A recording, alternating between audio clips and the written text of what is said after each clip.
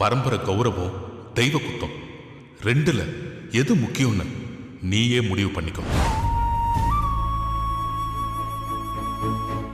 நல்லா கத்த போறா.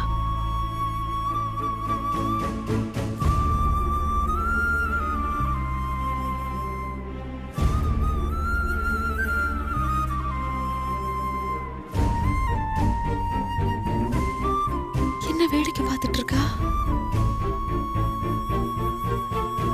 இந்த சின்ன பொண்ணு நம்ம குடும்பத்து மேல உள்ள அக்கறையில தெரியாம தப்பு பண்ணிக்கிட்டு இருக்கா. இதுக்காக நீங்க கோவப்படாதீங்க. இந்த பொண்ணை மன்னிச்சிருங்க. தாம் தூம்னு குதிப்பான்னு பார்த்தா அந்த சமையல்காரி கூட சேர்ந்து இவ்வளவு கும்பிட ஆரம்பிச்சிட்டா. இவ எப்ப என்ன பண்ணுவானே புரிய மாட்டேங்குதே. அப்படின்னா இப்ப சண்டை நடக்காதா?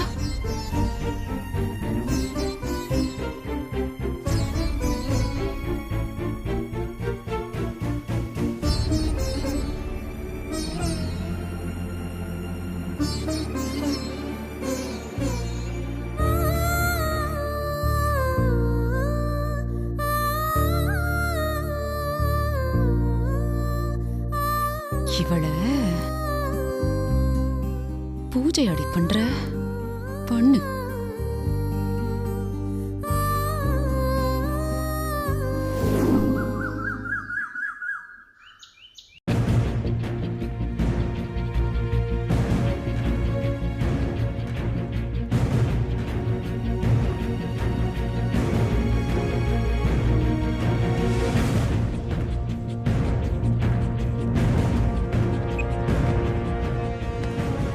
மா, ரொம்ப டிராஃபிக்கா இருக்கா, இப்போ வந்துடுறேன்னு சொன்னாங்க.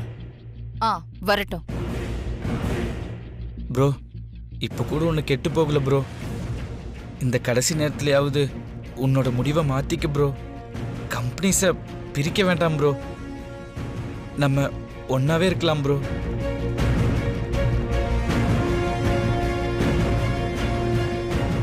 அருண், என் முடிவில் நான் தெளிவாக இருக்கேன். இங்கே நடக்கிறது எல்லாமே உன் நல்லதுக்காக தான். கொஞ்சம் அமைதியா இரு. மா, நீங்க சொன்னா ப்ரோ கேப்பாருமா. கம்பெனிஸை பிரிக்க வேண்டான்னு ப்ரோ கிட்ட சொல்லுங்கம்மா. எல்லாம் உன் நல்லதுக்கு தானே ஆதி சொல்றான்ல. அப்புறம் எதுக்காக நீ உன் மனசை போட்டு குழப்பிக்கிட்டு இருக்க? அமைதியா இரு.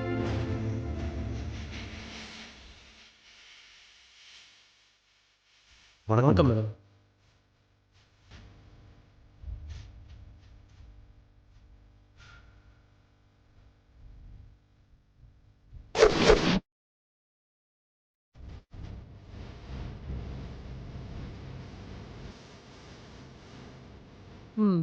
உட்காருங்க. Thank you madam.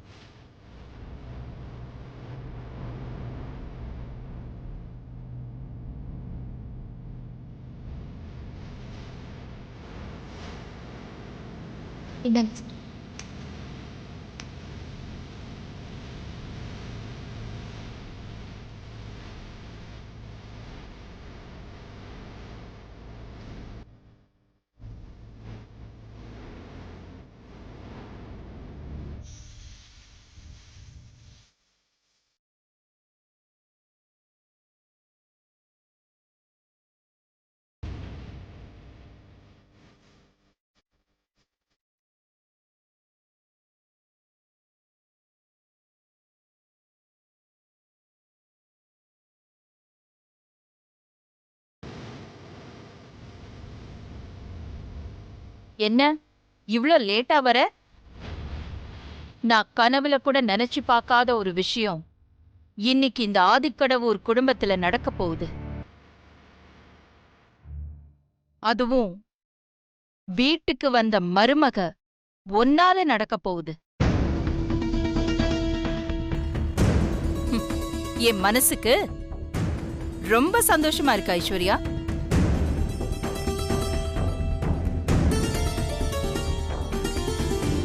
என்கிட்ட வந்து பாதி கம்பெனிஸ அருணுக்கு பிரிச்சு கொடுங்கன்னு கேட்டா நான் முடியாதுன்னு சொல்லுவேன்னு தெரிஞ்சுக்கிட்டு புத்திசாலித்தனமா யோசிச்சு ஆதிக்கிட்ட சொல்லி நீ நினைச்சத சாதிச்சிட்டல்ல.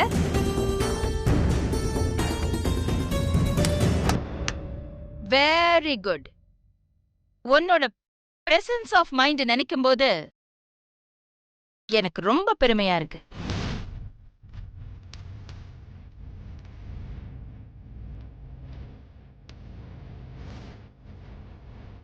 அது எப்படி அது? இவ்ளோ அமைதியா இருந்து இவ்ளோ பெரிய விஷயத்த செஞ்சு முடிச்சிருக்க. ஆனா நீ ஆசைப்பட்டது அரங்கேற போற நேரத்துல நீ இப்படி இவ்ளோ லேட்டா வந்தா எப்படி ஐஸ்வர்யா?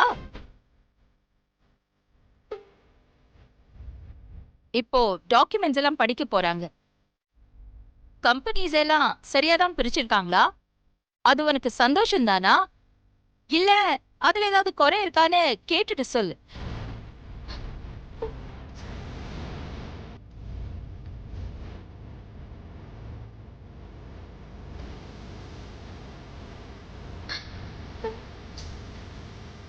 அம்மா, ஐஸ்வர்யா அம்மாவை எதுவும் சொல்லாதீங்கம்மா. அவங்க மேல எந்த தப்புமே இல்லை. தப்பெல்லாம் என் மேலதான்.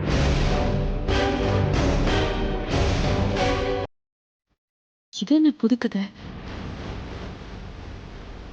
நீ என்ன சொல்ற பார்வதி? ஐஸ்வர்யாவை காப்பாத்துறதுக்காக பழைய நீ உன் மேல போட்டுக்கிறியா? அப்படியெல்லாம் இல்லை சின்னையா. பெரியய்யா அவங்களை திட்டதை நினைச்சு ஐஸ்வர்யா அம்மா ரொம்ப வருத்தப்பட்டாங்க. அது அவமானமா நினைச்சு அவங்க வேதனைப்பட்டாங்க.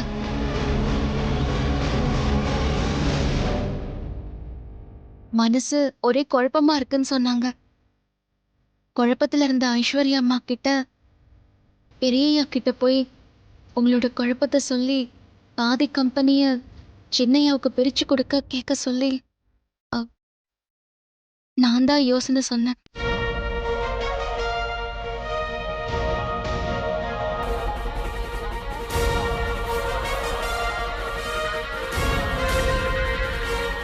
ஐஸ்வர்யா அம்மா மேல எந்த தப்பும் இல்லம்மா. ஏய், என்ன திமிரடி உனக்கு? ஒரு சாதாரண சமையல்காரி நீ எங்க வீட்டு மருமகளுக்கு யோசனை சொல்ற அளவுக்கு வந்துட்டியோ? உன் மேல தப்பில்லடி.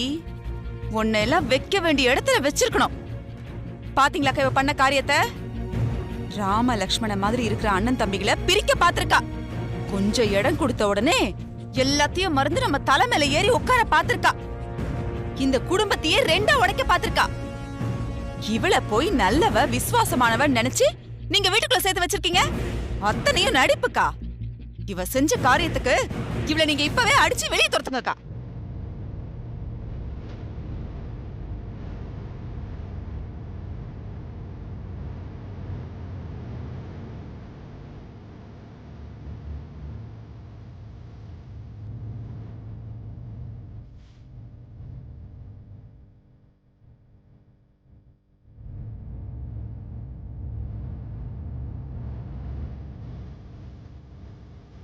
வீட்டை விட்டு போன ஒன்ன தேடி வந்து கூட்டிட்டு வந்ததால என்ன உன் மனசுல பயம் விட்டு போச்சா?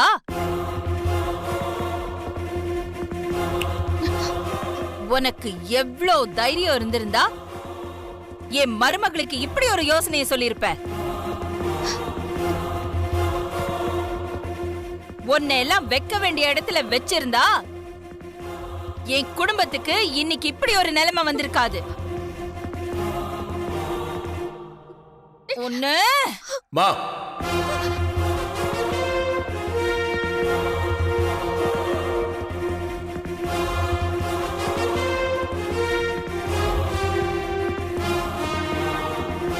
ஆடிட்டர் லாயர்லாம் இருக்காங்க. அவசரப்படாதீங்க. அவங்க டாக்குமெண்ட்டை படிச்சு முடிக்கட்டும்.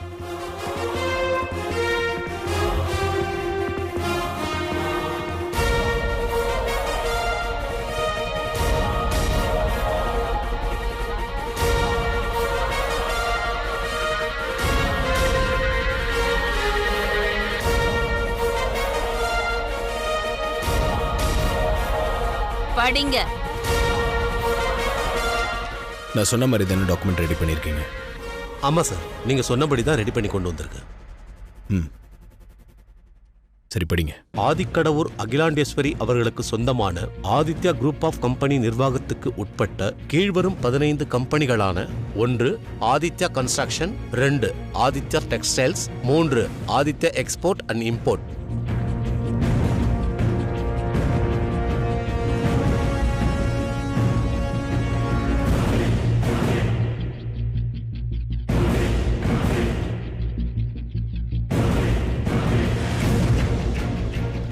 மேற்கூறிய இந்த 15 கம்பெனிகளுக்கு நிர்வாக இயக்குனராக இருந்த திரு ஆதித்யா. மேலே படிங்க சார். 15 கம்பெனிகளுக்கு நிர்வாக இயக்குனராக இருந்த திரு ஆதித்யா அந்த பொறுப்பிலிருந்து தன்னை முழுவதுமாக விடுவித்துக் கொள்கிறார்.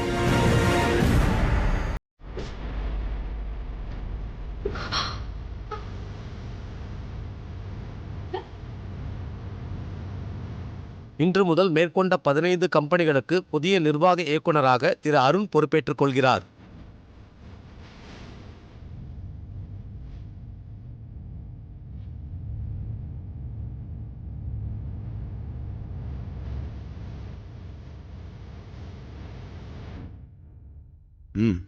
படிங்க. புதிய நிர்வாக இயக்குனராக திரு அருணுக்கு உதவியாளராக, ஆலோசகராக திரு ஆதித்யா செயல்படுவார். முடிவெடுக்கும் அதிகாரம் திரு அருணுக்கு மட்டுமே உண்டு.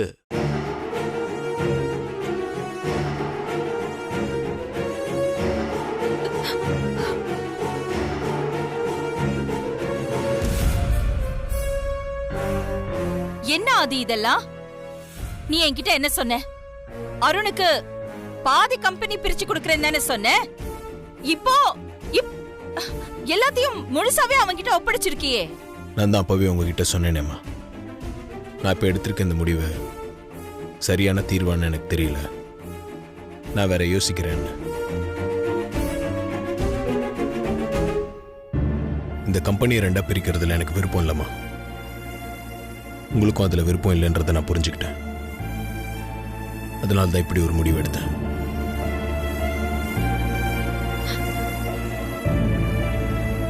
நீங்க இதை ஏத்துக்கிட்டு அருணை வாழ்த்துங்கம்மா. நிச்சயமா அவன் பெரிய ஆளா வருவான்.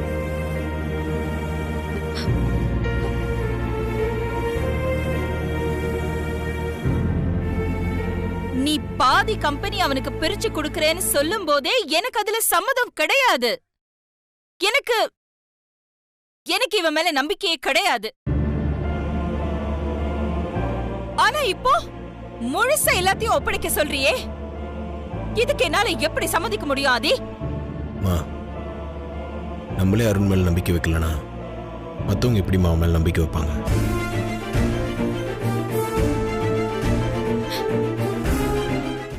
கம்பெனி பிரிச்சு கொடுத்து அருணை தனியா நிர்வாகம் பண்ண வைக்கணும் தான் முதல்ல நான் முடிவெடுத்தேன்.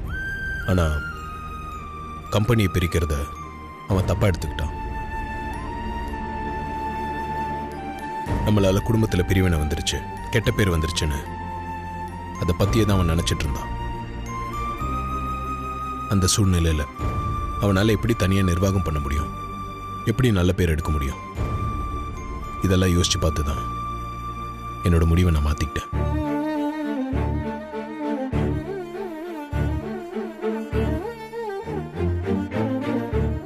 பாதி நிர்வாகத்தை அருண் கிட்ட ஒப்படைக்கிறத விட முழு நிர்வாகத்தையும் அவன் கையில ஒப்படைச்சிட்டு நான் அவன் கீழே இருந்து அவன் ஜெயிக்கிறதுக்கு உதவியா அர்ஜுனனுக்கு ஒரு கிருஷ்ணன் மாதிரி இருந்துடலான்னு முடிவு பண்ணியிருக்காமா.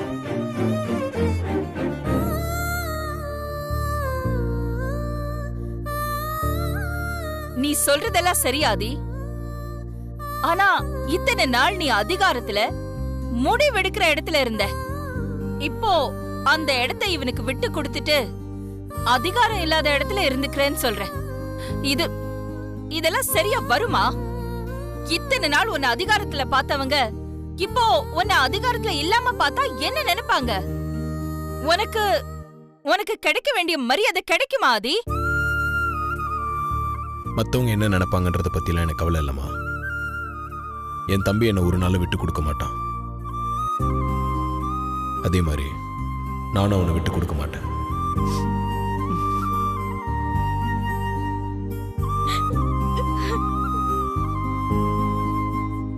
அருண் பிசினஸ்ல பெரிய ஆள் ஆகணும். நான் அவனை ஆக்கி காட்டுறேன்.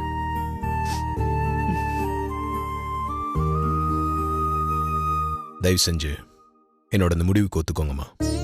ப்ரோ எப்பவும் போல நீயே எம்டிஆர் ப்ரோ. நான் பொறுப்பா இருந்து நீ ஆசைப்படுற மாதிரி நீ நினைக்கிற மாதிரி நான் மாறி காட்டுறேன் ப்ரோ. முதல்ல உனக்கு தன்னம்பிக்கை வரணும், தைரியம் வரணும். அதுக்காக தான்டா இது எல்லாமே. நான் சாதிச்சு காட்டினதை விட உன்னால் அதிகமாகவே சாதிக்க முடியும். உன் மேல எனக்கு நம்பிக்கை இருக்கு. கொஞ்சம் அமைதியா இரு.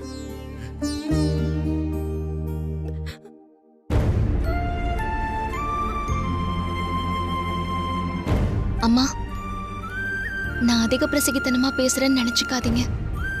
இதுதாம்மா பெரியய்யா. பெரியய்யா ஒரு நாளும் சின்னையாவை விட்டு கொடுக்க மாட்டாருன்னு எனக்கு தெரியும்.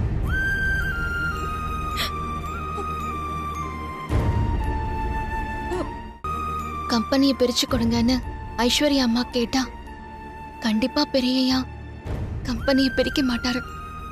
இப்படி ஒரு முடிவெடுப்பாருன்னு எனக்கு தெரியும். அதனால்தான் நான் ஐஸ்வர்யா அம்மா கிட்ட கம்பெனியை பிரிச்சு கேளுங்கன்னு சொன்னேன்.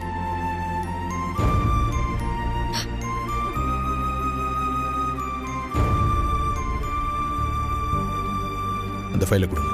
இந்தாங்க சார்.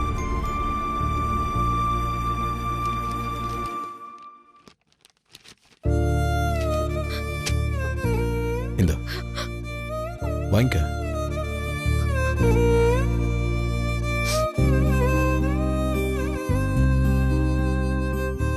ஏன் தயங்குற? வாங்கிக்க. இதை கொடுக்கறதுல என் மனசுல வருத்தமோ இல்ல கோவமோ கொஞ்சம் கூட கிடையாது. என் மனசு முழுக்க சந்தோஷம்தான் இருக்கு.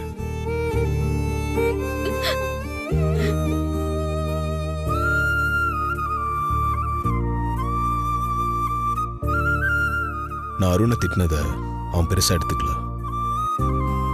ஆனா நீ அதை அவமானமா நினைச்சிருக்க.